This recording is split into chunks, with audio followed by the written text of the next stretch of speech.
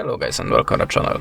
Today I will show you how you can mark all the emails as a read in your Gmail account. So sadly you cannot do it in the Gmail app, so we have to open the web browser. Now just go to the gmail.com and remember to switch your web browser to the desktop side. Like here. How you can see, now we're in the desktop mode.